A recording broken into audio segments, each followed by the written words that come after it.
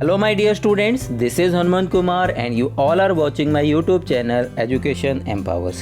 My dear students, logic gates की इस series में अब तक मैं आपको लॉजिक गेट्स की एक ब्रीफ इंट्रोडक्शन दे चुका हूं और इसी के साथ साथ अब तक हमने नॉट गेट, एंड गेट और गेट को कवर किया है। आई होप आपने ये वीडियोस देखी होंगी। अगर नहीं देखी है तो प्लीज़ उन वीडियोस को पहले देख लीजिए, लिंक मैंने डिस्क्रिप्शन में दे दिया है। आज के इस वीडियो ट्यूटोरियल में हम एक नए गेट के बारे में पढ़ेंगे, नैंड गेट।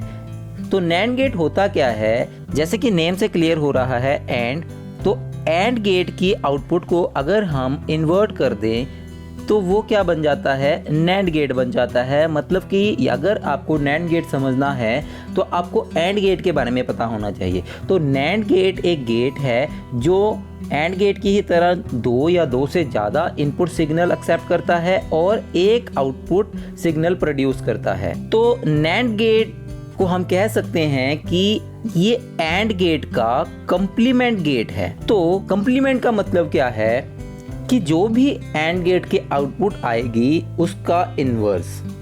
अगर एंड गेट 1 आउटपुट दे रहा है तो नैंड गेट 0 आउटपुट देगा। अगर एंड गेट 0 आउटपुट दे रहा है तो नैंड गेट 1 आउटपुट देगा। तो अगर हम यहाँ पे नैंड गेट को कंसीडर करें तो ये आउटपुट हमेशा ही फॉल्स प्रोड्यूस करेगा, 0 प्रोड्यूस करेगा जब इसकी सभी इनपुट्स हाई होंगी। लेकिन एंड गेट में क्या होता था, जब इनपुट सभी हाई होती थी तब आउटपुट ट्रू होती थी, 1 होती थी। लेकिन नैंड गेट में ऐसा नहीं होता, तब ये फॉल्स देता है। तो यहाँ पे एंड गेट की ही तरह हम नैंड गेट को भी डॉट या हम जिसे कह सकते हैं फुल स्टॉप के सिंबल से रिप्रेजेंट करते हैं, लेकिन हम उसके वेरिएबल्स के ऊपर एक बार लगा देते हैं जो बार हम नॉट गेट को रिप्रेजेंट करने के लिए यूज करते हैं। डन। तो इस तरीके से इसकी बुलियन एक्सप्रेशन बन जाती है। अगर हमारे पास ए और बी कोई इनपुट्स हैं, अगर हम उसको एंड में लिखें तो A dot B and get हो गया, तो इसको एंड गेट की आउटपुट बोलेंगे। और अगर हम इसी आउटपुट के ऊपर बार लगा दे तो ये बन जाती है हमारी नैंड गेट। नैंड गेट को यूनिवर्सल गेट भी बोला जाता है। क्यों बोला जाता है, इसके बारे में हम आने वाली वीडियोज में पढ़ेंगे। तो यहाँ पे देखिए 2 इनपुट नैंड गेट को डिस्कस करेंगे पहले।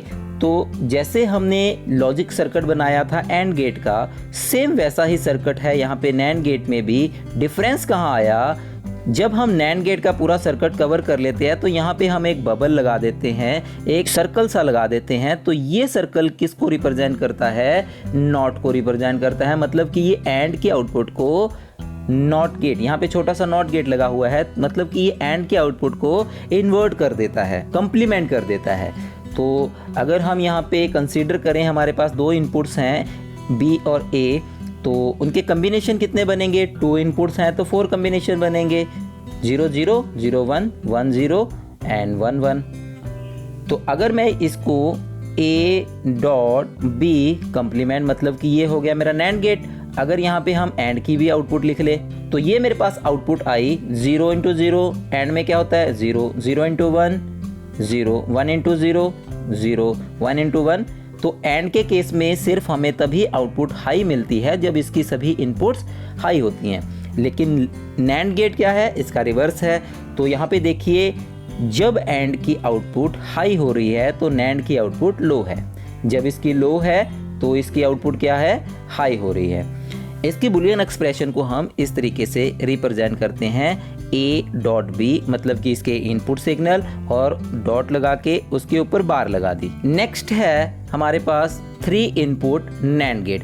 क्योंकि हमें यहाँ पे पता है कि नैंड गेट क्या है, 2 या 2 से ज़्यादा कितने भी इनपुट एक्सेप्ट कर सकता है, लेकिन आउटपुट 1 होगी। तो यहाँ पे 3 इनपुट नैंड गेट बना है हमारा।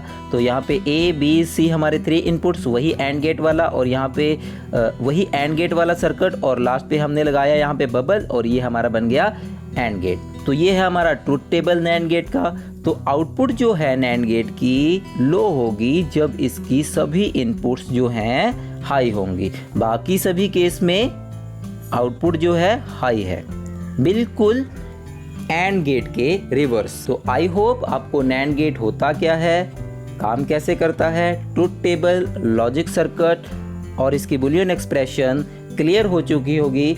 Thanks for watching this video. Comment if you have any doubt. like this video. Thank you very much once again.